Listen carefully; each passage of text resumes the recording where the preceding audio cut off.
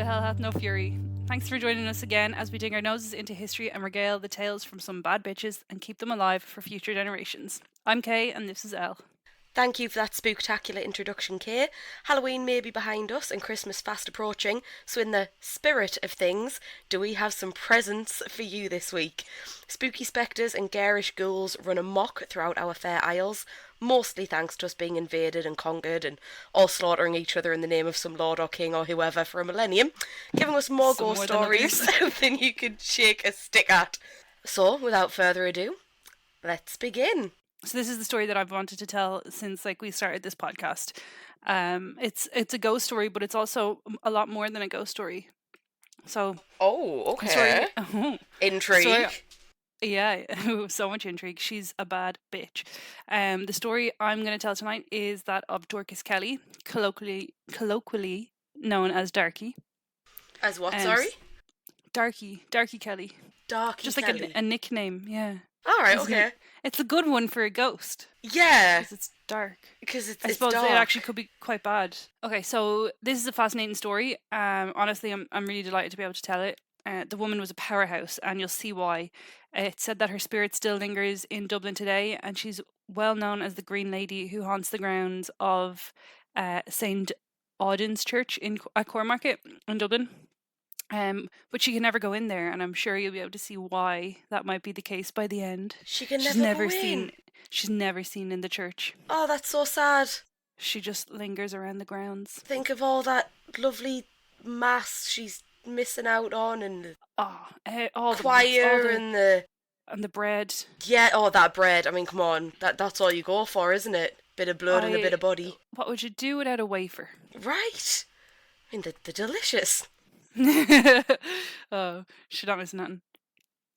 Okay, so now while she has several names, Dorcas Kelly, Darkey Kelly, the Green Lady, she also has a far more exclusive title, one that only she can have. She was Ireland's first ever recorded serial killer. Oh, here we go. Yes, I have been waiting for this one. Come at me. Isn't that interesting though? Both yours and mine were women, the first serial killers. Sorry, Britain, I suppose, not yours. I guess you don't own the Britain. You don't own the Britain. Oh God, I'm gonna have such an awful laugh this week. Yeah, you're not well. I sound like Muttley. Yeah, no, I love that though. I love that they were both women. I think that's just fantastic. And it goes to show there's probably a lot more, and a lot more that were women, but women are just better at hiding their tracks. Okay, so I couldn't find a single thing about Dorcas's childhood. She doesn't seem to have had very much written about her until after her death, and that seems to be quite a look back exercise on her life. So I'm not really sure how accurate it is anyway. Her story, as we know it, really begins when she's in at least her 40s, around the 1760s or 1770s, give or take a few years to a few decades, because sources vary so widely. Now, Darkey has a very interesting story in that she actually has two versions of her life and death told. We have the legend and the fact. Both are equally interesting and particularly called to my true crime roots and my spooky Halloween paranormal vibes. Oh, I love this. Right. Tell me everything. Let's go. Let's do this. Right, so firstly, I present the legend. Yes. So she lived around 300 years ago, as we've said. We visited several women now from around this time period, so it won't be a shock at all that Darkey found work in the oldest trade of them all. In her youth, she was a sex worker, having been born into poverty. It's she couldn't really hard to do anything else as a woman back then. So there's no accounts of how she found the sex work or anything, but we can sort of assume that she would have been fairly savvy with the sex work, because she eventually procured her own brothel and became a madam, which was a huge achievement at the time. And it was called the Maiden Tower, and it actually operates in Dublin as a pub today. Oh, I love that. It's called Darkey Kelly's or something, I think. Yeah. We will have to visit. So the exact same building. Oh yeah, because you're coming over soon. Exactly, I'm coming over. I mean, not soon, but in the grand scheme of things. In the grand scheme of an 18-month lockdown. Yeah, I was going to say. February is soon. In the grand scheme of worldwide pandemic, it is soon. Yes, and we can go. Oh, yeah, brilliant. We should definitely go, yeah. We'll have a dinner there or something. Yes. So without having a direct source on her character, we can gather that Darkey was a fairly resourceful and clever woman. She was just making shit happen for herself. No one was going to do it for her. Bitch gotta make bread. She was doing it for herself. Dates around this time are fuzzy depending on who's telling the tale, and I found a few different accounts from different sources, so it's a bit of a vague timeline, but as the story goes, sometime around the late 1700s, mid to late, whatever, she's burnt at the stake for witchcraft. No, oh my days. Where have we seen this before? Damn, girl. A threatened 18th century man. Mm-hmm. Literally all of them. So fragile. So fragile. So fragile. Her witchcraft had been to put a spell on or seduce, as a rational person might say, the Earl of Carhampton. Oh, yeah, okay. I'm totally right. I'm sure he's a pure virgin before this. Oh, yeah, she obviously corrupted him. You know, he had no say whatsoever. It was all her. You know, she had the power in that in that situation. Right. Yeah, Dorcas Kelly, the sex worker, versus the Earl of Carhampton. Exactly. I mean, come on. I'm sure it was her. Mm-hmm. So while under her spell, or just under her, he fathered a child. Now, this is absolutely fantastic news for Dorcas. This is the best thing that could have happened. A nobleman's kid. Think of the riches. Mm-hmm. So it's just another one of her like completely ambitious. Well, I'm not going to say it was a plot, but it was. She fell on her feet. Oh yeah, 100%. And she was super ambitious about it. So she immediately set about extorting him for all he was worth, or probably just child support, really. Well, yeah. Given she was poor and. You know, I mean, I'd do it. Yeah, get your child support. Yeah, of course. For my non-existent children, I will. So she bit off a bit more than she could chew here with the old Earl, because he was a fucking piece of work. Mm-hmm. Of course he was. As usual. Mm-hmm. So it's fairly evident by her gruesome demise. I wouldn't have messed with him, wouldn't have come anywhere near between this man and his money, but she was made of sturdier stuff than I am, clearly, and she was used to making a hard penny. So the Earl of Carhampton was a member of the infamous Hellfire Club. I don't know if you know what the Hellfire Club is, but it's somewhat of a legend, or maybe an urban legend over here. It was a secret society of high-ranking gentlemen of the day. They would engage in all manners of debauchery, and it would be a bit of a modern fraternity with a splash more satanic ritual thrown in. It still strikes fear in the heart of Irish children today at ghost story time. Oh, I love that. Mm-hmm. I love frightening children. Absolutely. So as the story goes, the gentlemen of the Hellfire Club were playing cards at the Hellfire Club one night, and it was a stormy night. It's up in the mountains, this clubhouse. A strange traveller knocked on the door, and they asked him in for a game of cards, obviously thinking they were going to hustle this guy. One person dropped a card and looked under the table and saw the hooves. It's revealed that he's the devil, and the place burns down. Yeah, this is the story. Oh my god, you that's can still amazing. hike up. Right, you can still hike up there today. You can see the ruins and everything. It's actually like a really nice walk. Can we do that? Yeah, we can. We totally can. Excellent. We can definitely go to these places. The amount of honestly, the amount of things that we are going to do across these 2 days that I'm coming to visit is just. We're not going to have the time, but we can try. We're not going to have. We can try fit everything in, but we'll do probably the pub first. We're just naturally. We're just going to have to like schedule all my visits for the rest of the year, and you know, an itinerary and everything of what we're going to do. So interesting. Yeah. Anyway, so Carhampton had sex with Dorcas, got her pregnant, and when she tried to get some money out of him, he accused her of sacrificing the baby to Satan and putting a seduction spell on him. It was an extreme emotional reaction, to be fair, from the man. It was an extreme emotional reaction. I mean, men are emotional, you know. Yeah. They really are. There was no paternity test. Why couldn't he just been like, it's not mine? Like, why couldn't he? Why did he have to accuse her of sacrificing the baby to Satan? Yeah, it's like, mate, you are supposed to be so well educated with all your money and whatnot, and yet you can't work out the maths for when this child was conceived. I think you need a refund. Like, there are easier ways to do this. Oh, my word. There wasn't one shred of evidence that any of this was true, so naturally she got the death penalty because he was a rich lad. And his dad was a rich dad. Well, yeah. It was a sex worker up against a nobleman, a Brit as well, so thanks for that. Well, that changes everything. So she was, it was never going to go in her favour. Now that's the legend. That's the legend of what happened to her. Loved it. The real story is arguably more fascinating. And it's fascinating because it was only actually discovered about 10 years ago. I think it was actually 10 years ago, 2011. 2 Irish historians came across an article written at the time. They are Eamon McLaughlin and Phil O'Grady, and they deserve the biggest shout out because literally they saved this memory of from being lost to time. Like if it Oh, wasn't for well them, done, no one would know. lads. Right? Yeah. Fantastic work. For sure, yeah. So, as it turns out, she was actually executed on the 7th of January 1761 by partial hanging and burning. The best way to describe this, I know it's very confusing. The best way to describe it is actually just lifting a quote directly from the article, from Edward Cave's article from Wikipedia. So, bear with me while I read this old timey language.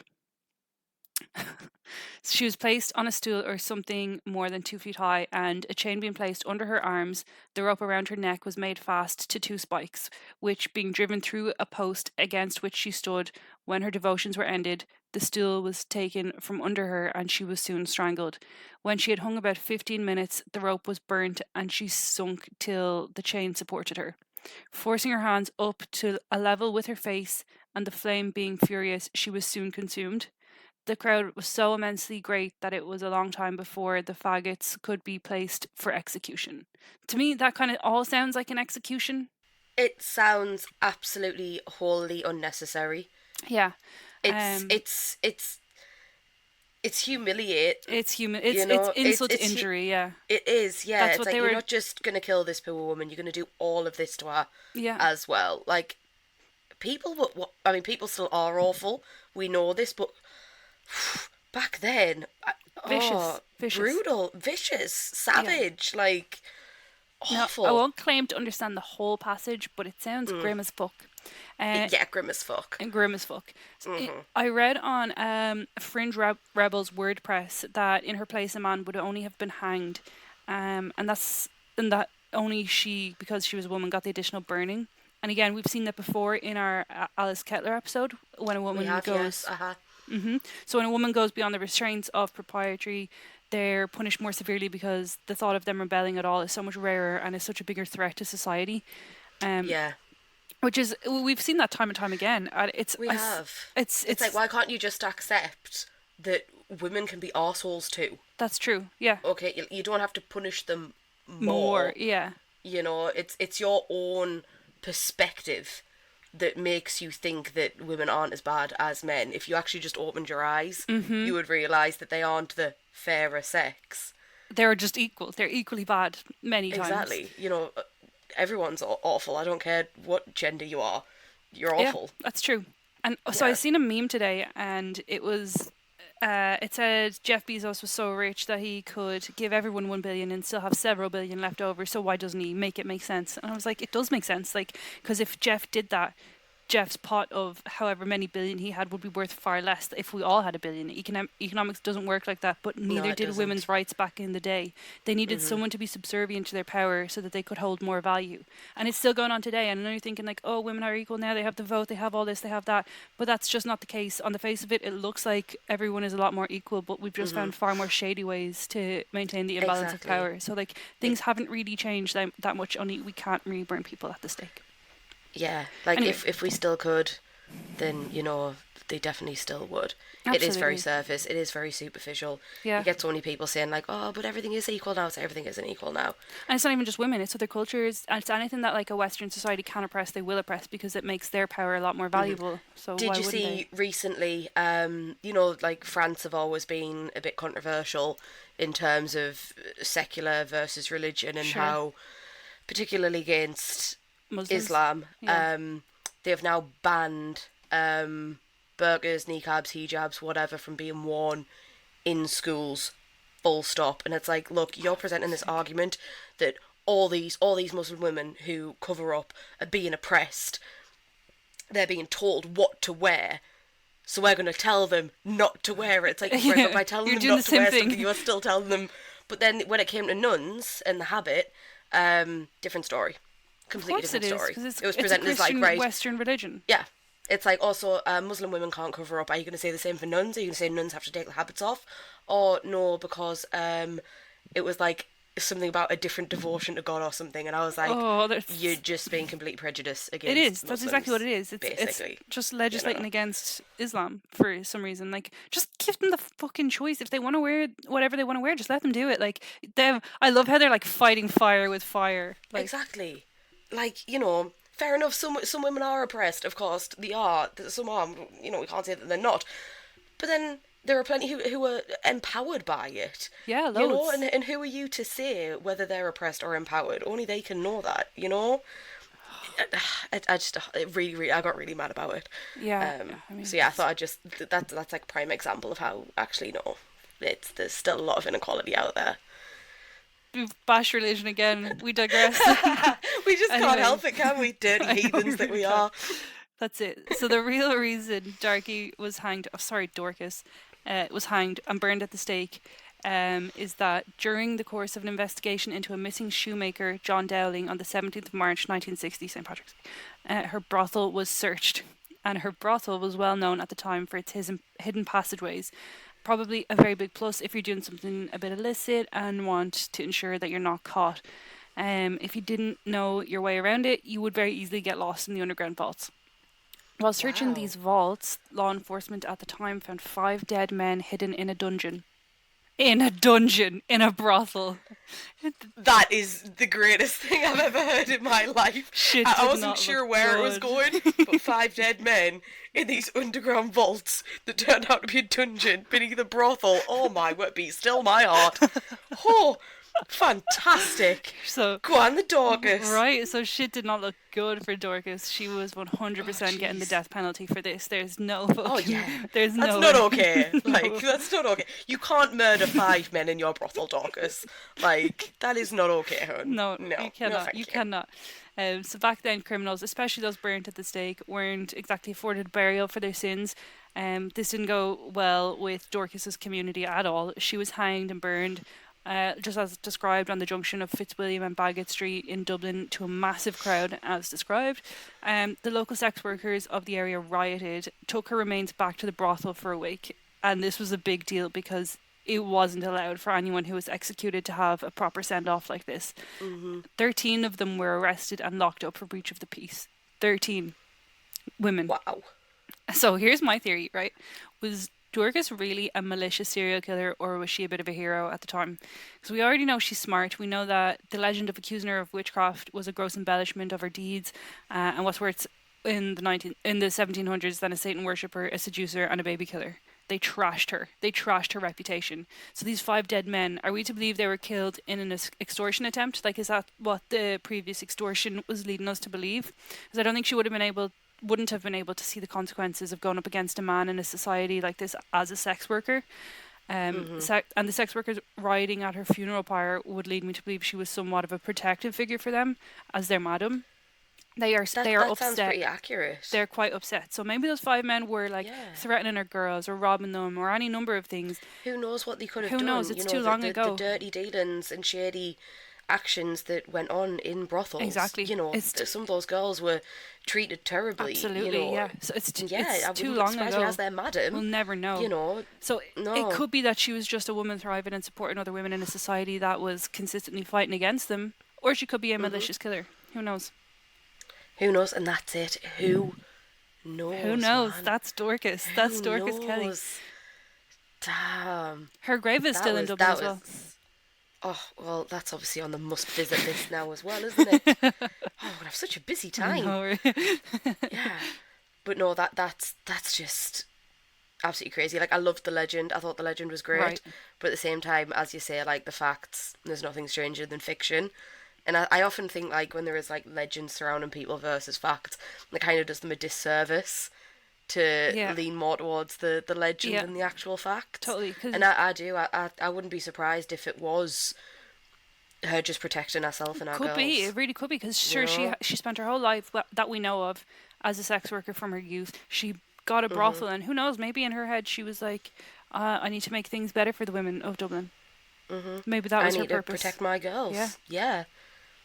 Wow. She could have been an Poor absolute Dorcas. arsehole as well, so we don't really know.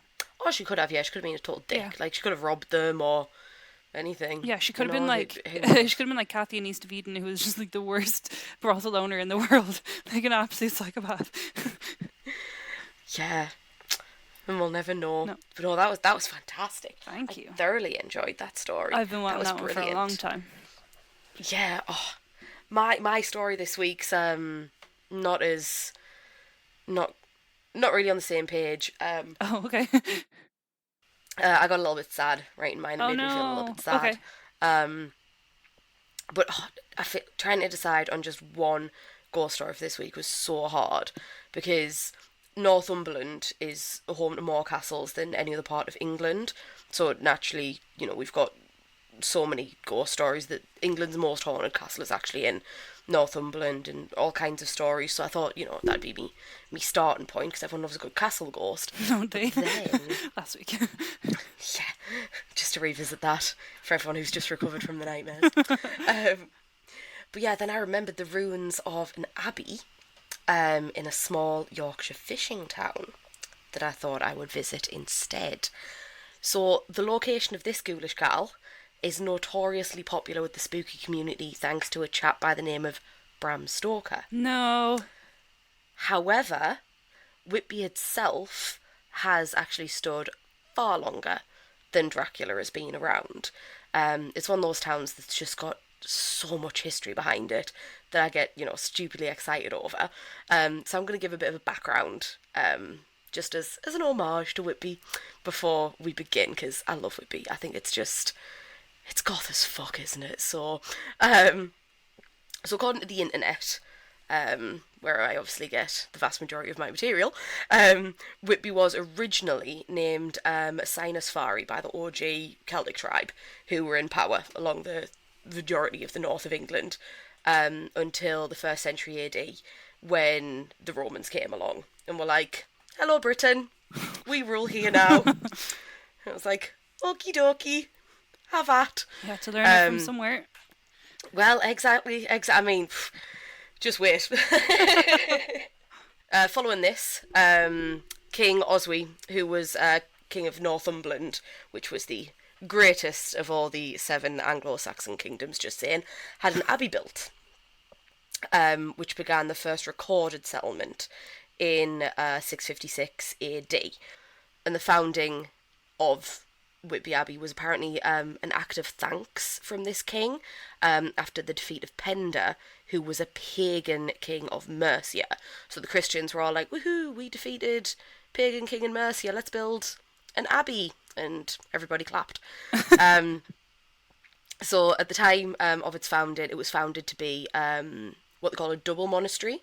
So it wasn't male or female, it was both, which is nice, mix them up. And this was run under the royal Princess Hild, who was the abbess of the abbey. All those royal connections getting her in right at the top to run the abbey. Top nepotism. But, of course, nepotism gets you everything. However, being along the northern coast of England, Whitby was, of course, subject to many raids by the Danes, more commonly known as the Vikings, pillaging and plundering and causing general chaos, destroying the monastery in the process in the 9th century AD. So it was only up about 200 years. And then the Vikings came along and was like, "What is this?" And they knocked it to the ground, and everybody was very sad. However, not much longer after that, our Norman conquerors, all hail William, appeared, came along, invaded, conquered, as was the case back then, and he built a new monastery in 1078, and that is when the town gained the name of Whitby, meaning white settlement or white village in Old Norse. So, built this abbey, cracking abbey, beautiful, great, provided great services to the community by providing for their religious needs, as well as employment and other churchy type stuff. I don't know what abbeys do. I'm not religious, we know this. However, as the 7 kingdoms merged into the Kingdom of England, a spoilt, arrogant king took the throne. He had a falling out with the Pope, because the Pope wouldn't let him divorce his wife just because none of the kids she was producing had X chromosomes. And he was like, "I tell you what, I'm going to start my own church." Oh no, Take that, Pope. Elle, it's Y chromosomes. Oh damn, did I say X? Oh jeez.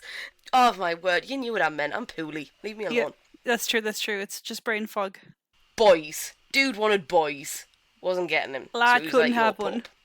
Yeah, he was like, "Your Pope, I want to divorce my wife." And Pope was like, "Oh no, I think not." I don't know why the Pope talks like that. Yeah, but he why? The does. Pope is Roman. Why? The Pope was even posher than the king. Like, yeah, he wanted to divorce his wife. Pope said no, and he was like, right, I am going to start my own church. And he ordered the closure of Whitby Abbey in 1539. So the suppression of monasteries, which began in 1509, decimated the old way of life completely. You know, Whitby Abbey was stripped of value, fixtures and fittings, glass from the windows, anything worth anything. And, you know, she became a shell of her former glory, which is very sad. You know, a lot of the locals plundered for whatever resources they could get. She was actually bombed during World War II from the sea. But she is, you know, a really impressive relic of monasteric England, which would not be fitting without a few spooks. Absolutely, we need a ghost. We need a good ghost. That place, what? It's nearly 1,000 years. Over 1,000 years. Yeah, I mean the original abbey that was built was in the 600 and whatever AD, whatever I said. Oh yeah, she's haunted as fuck. That's, yeah, I mean, I think that's as our it stands oldest. at the minute. Apart from your Eden, which was 6,000 years old, that is our oldest. Oh yeah, It is, yeah. Because the first, cause there are kind of two ghosts within this story. The first is the previous mentioned Abbess Hild. She actually gained sainthood in the church. Oh, good for her. Because you know she was like, I mean, she was super Christian and stuff. I don't know how people become saints. She was they have really to perform good. miracles. Oh, wow. Yeah. Well done, Hild. Hild. Yeah, Hild. And that okay. miracles. I wonder what miracles she did. Well, she became a saint. That's nice to know how she got that. I didn't even think to look it up. I just thought I'd carry on living in ignorance. I remember because I think I remember like Mother Teresa went for it, didn't she? Is she Saint Teresa now? I can't remember. She's a horrible person as well, by the way. She's a fucking terrible person. Yeah, I've not heard good things about her. No, she's we must, maybe we'll cover it maybe next time if we just do like pure true crime or something, because she was a piece of shit. Yeah, I have heard that she is not what she is made out to be at all. That would be really interesting to look further into, actually. Yeah, I bet Hild was way better than her. Hild was way better than Mother Teresa. Probably. Yeah, you know, because the thing is, with Hild, you know, she's one of these ghosts where, you know, our presence has been made known throughout history. She's been spotted just standing in, you know, like the remains of the old windows, just standing there, just sort of looking out and coming out to look out over the abbey and things. Like, you know, it really appears she's not a malevolent spirit. She's just taking care of it. You know, yeah, just lingering around the home that she cherished and looking after it, and I think that's just so wholesome. It was actually really nice to look up somewhere that has got such history behind it and to find such a what appears to be peaceful spirit. I thought that was just so lovely. That's nice, yeah. So I thought I'd give her a little shout out.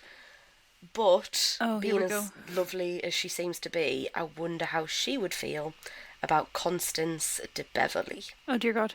So I think I'm going to stop you right here, and I think we have two different categories of ghosts here. So what they say, they being other people I don't know, is that there are intelligent and unintelligent, and the unintelligent ones just seem to be like imprints of spirits on the land who do the things that they did in life and are not aware of us at all. So like you may very well see her, but she's not seeing you. She's just following a path she once did. But the intelligent ones know we're there and maybe don't know what time they're in, but like go about and interact with us essentially for some reason, or just try to get us to fuck off and not interact with them. I feel like that these two could definitely fit into those categories. Yeah. Just from, you know, Hill just basically cutting about the place. Yeah. Like, you know, just being la la la. Hope me castle's okay. Just being an abbess. Yeah, just doing our thing. Oh, bless her. We need to go see if we can see her one day. Love a trip to Whitby. Absolutely love a trip to Whitby. Oh, sure, let's do it. 100%. But at some point, during Whitby's long, tragic past, lived a beautiful young nun by the name of Constance de Beverly. So in times gone by, women didn't always turn to the church because they were hella pious, and wanted to marry Jesus and only Jesus and not have his babies. But because it was a roof over the heads and food in the bellies. In the same way, men became monks or priests. If you weren't the firstborn male set to inherit, if you weren't born into anything to inherit at all, the church could be very alluring, just in the same way that women may turn to sex work. It's just a way to make a money. living. Survive. So, hard times. Exactly. Who the fuck knows what you would have done? Yeah. I mean, once upon a time, you and I certainly wouldn't be doing the jobs that we're doing now. Definitely not. No way. Not. I don't think, maybe 30 years ago I wouldn't have my job, like. Oh, no, definitely. I mean, mine is definitely... I would have had mine 30 years ago, but you most certainly wouldn't. No, but, like, you'd 1,000 years ago, like, what would you have done? Would you, like, if the choice is church or sex work, I certainly would be a nun.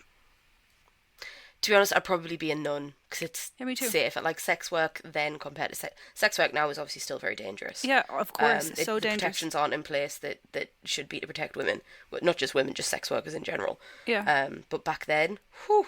Also, I'm very gay, so, like, there's no part of being a nun in a nunnery that would be worse than sex work. Not a single part. Like, it's a no-brainer. Yeah, you would definitely not enjoy it. I think I'd find it a bit more bearable, but not by an awful lot, to be honest. Right, back to Constance. Poor Constance. So yeah, who knows why, at the end of the day, Constance chose a life of heaven and habit, but it came to a gruesome and abrupt end for her. God. So Constance found herself, as so many of us have, I'm sure everyone listening can relate, falling for a handsome knight. I mean... I don't know about anybody listening. Jesus isn't really my type. Give me a rugged, stallion-mounted stud any day of the week and I'll hoy my non-existent vows to God out the window too. I can't really blame the girl. Fell head over heels, heart eye emojis for this night. She was absolutely enthralled by him. Probably a few more of those emojis in there. Oh yeah, for sure. Aubergine, anyone? Aubergine. Aubergine. So yeah, she was like... I made this promise to God, though. Like, I am super religious. And then she was like, but, girls got needs. Oh, you know what? So's God. And so's God. And she broke her vows of chastity. She was like, girl, gotta get that D. And while I'm sure it was definitely worth it. The secret didn't last very long. Shocking. Constance's fellow nuns discovered what she was up to, and she was disgraced. Obviously, she was shamed and disgraced. My first thought when I was reading this was, surely they just excommunicated her. Yeah, that's what I was thinking, but not from your face. Nope. As if that would be a fitting punishment for this crime. Do you know what they thought was a fitting punishment for this crime? Mm-mm. To brick her up inside the wall, alive. Wow, you just went Cersei Lannister on me. Oh yeah. Like, how they thought that was, a fitting punishment is absolutely beyond me. What? Nuns did this? Nuns did this. Now, one thing I will say about this story is I do think it is a bit fantastical. I don't have a time frame for it. For all we know... A legend. It could be a legend, it could be a myth, there could be a smidge of truth in there that's just been blown out of proportion. But locals swear up and down the Grey Lady haunts Whitby Abbey, who, when she was first bricked up and everything, obviously she's screaming with terror, she's horrified, she's being bricked up alive, and she's clawing at these walls, she's trying to get out for days, until her cries eventually subside, and she succumbs to death. And it's said that now, Constance's ghost can be seen at the site of Whitby Abbey, cowering and sobbing, begging with hands that are bloodied from clawing at the walls that became her tomb, her pleas for release echoing throughout the remains of the place that she once called home. Jesus. And I just think that is one of the saddest ghost stories I've ever read in my whole life. Yeah. That's not what I was thinking when I was thinking ghost stories, you know? Like, how sad. You know, there's this poor young girl, she's a nun for whatever reason, who knows why. She has an affair, and they think that it's acceptable to bury her alive inside of a wall. Fuck. Like, and to think all these Christian missions who say that, you know, people in these other countries, when they're off to do the missionary work and convert people and stuff, it's like, oh, they're savages because they can't read the Bible. They don't know of God, so they're savages. And it's like, bitch, do you know what your nuns are doing back home? Yeah, like, have you seen what's going on? You know, we all know that the church has got far more blood on its hands than it would ever admit to, but, like, that's just brutal. I thought that was a very, very sad story. It is. That is bad. That's really, really bad. And those were like people who were supposed to be pious and forgiving and forgiveness, exactly. Forgiveness is so big in Christianity and in Catholicism. Like it's like the main pillar. It's the main pillar is repent and you will be forgiven. That's their one message if you were going to take any message out of it. And not even these nuns could do that. Like, I'm sure she was sorry. And I'm sure she didn't have to be, but she probably was. Yeah, you know, that's it. They say, you know, you can hear the pleas for release and also begging for forgiveness for what she's done. And it's like, you know, they say all this about, as long as you're sorry, God will forgive you and you can go to heaven. But here's this poor girl begging for forgiveness, who knows how many centuries after our death. You know, she should be at peace. If she was forgiven, she should be at peace. It was too violent. It was too horrific. Mm-hmm. God damn it. Like, don't imagine. What a horrible thought. Fucking religion is just like a plague. Mm-hmm. I love how, like, every episode every single one to religion. Because if you think about it, like, we started this podcast and we were like, we want to look up some bad bitches. We want to, like, revive the memory of some women who may have been forgotten and who shouldn't be. Like, for bad or for good. Like, I'm sure there's lots of women that we've mentioned that are horrible people. Like Alice Kittler, number one, the first one. We're not saying she's a great person at all, but, like, she should be remembered in the same way that men who do terrible things are remembered, because we only learn if we, like, learn from our mistakes. Like, that's how we move forward as a society. But if you think about it, almost every single one of our stories has come back to religion, and religion not in a very favourable light. Like, why have we not learned from this? Because it's so powerful. The patriarchy itself is born of religion. Yeah. And the majority of these women that we talk about, you know, there's a good chance that their crimes occurred because of their position within society, because of the patriarchy, because of religion. And it's, you know, it's all connected, isn't it? It all ties in together. And, like, here you've got this poor young girl. Don't know how young she was, either. She could have been, like, 14 or something. Yeah, she could have been. For all been. we know. Yeah. You know, she could have been, like, a literal child. Because she was described as being, you know, a young woman. And back then, that could have, exactly, that could have been, like, 12. Yeah, when you're married at, like, 14 back then or something. Mm-hmm. It's just absolutely heartbreaking, and there's no need for it. And it is important to learn these things. Very important. We need to educate ourselves. We need to stop on like all this stuff. Atrocities being swept under the rug in the name of religion. Like, it's a fucking plague. It's a plague on society. We didn't mean for that to be the message of this podcast. No, but it's a good one that we've found out. Like, the message was, let's just remember some people, and now it's like every single thing that we've mentioned, it all comes back to It's just such an organic evolution. Yeah. That every time it just comes back to the same. Crazy. So sad. So unfair. Well, that was a great story. I'm really happy you told her story.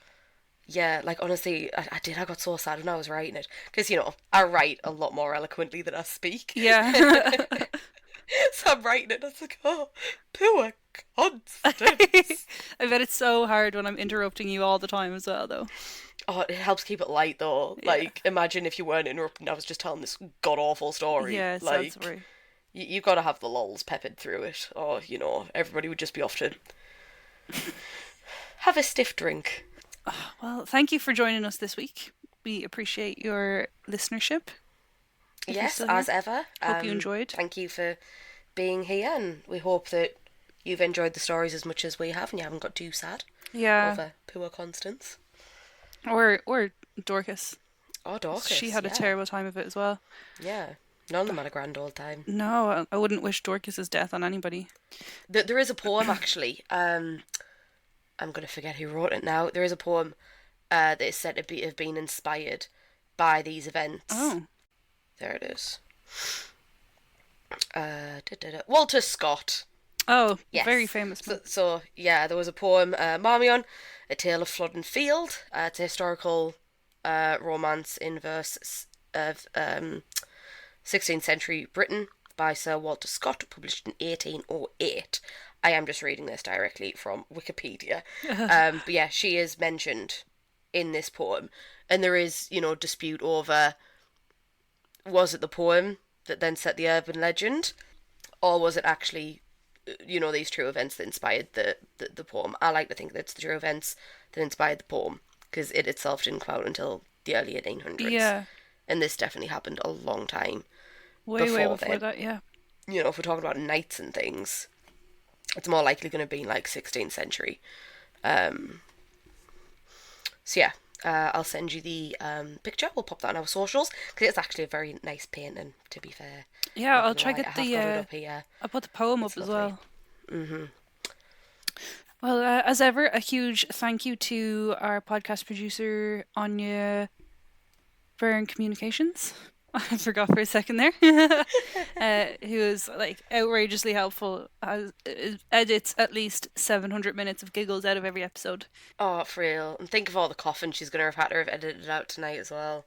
Give us a follow on social media. On Instagram at hellhathnoffurypod and Twitter at podhellhath. Yeah, thanks a lot, guys. Thank you as ever for joining us. Stay safe, make good choices, and try not to have nightmares. Have a good week, guys. Bye. Bye.